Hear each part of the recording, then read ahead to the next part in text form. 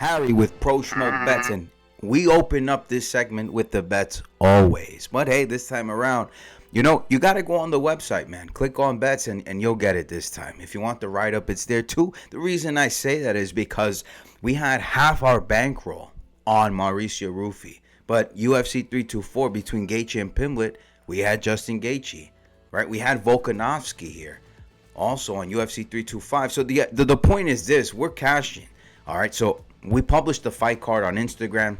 We published the fight card on our website. You can look at the comment section. We're communicating back and forth with people. We respond to DMs, and everything is just cashing left and right. Our fight card had 50% of the entire bankroll on Mauricio Rufy.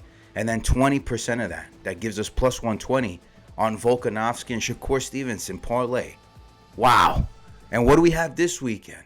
What do we have?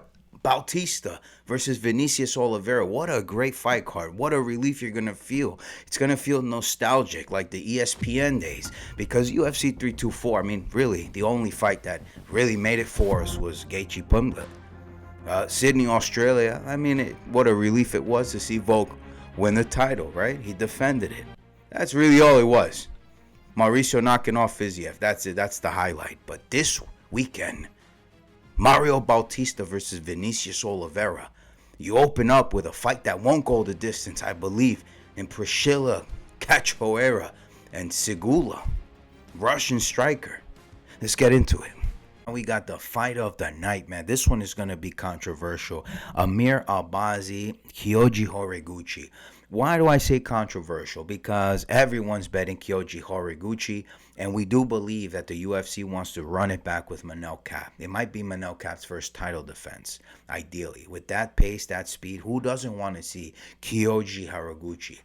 The thing is, why I say it'll be controversial is because Amir Albazi, man, listen, he had two major career-threatening surgeries, and we saw his last outing. Not bad at all, man. I was impressed with his technique. I was impressed with his pace. I was impressed by his cardio. If you weren't, you're out of your mind. So he's a contender. He's a challenger, most certainly. And I get it. You're going to say, yeah, but he lost to Kai France. What's the deal with that? Well, let's recall the man was going through in 2023. They said he was one punch away from paralysis. That's who Kai France was fighting. All right. In addition to that, he had supraventricular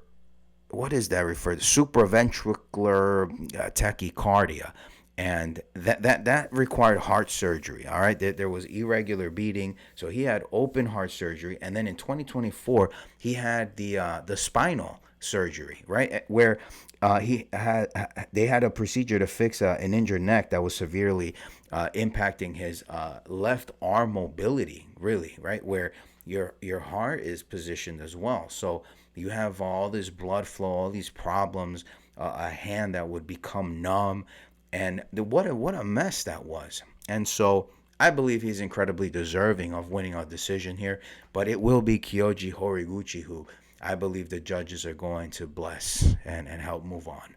And it'll all wash away because, hey, like you guys say, hey, Amir Albazi, he stole that fight from Kai France.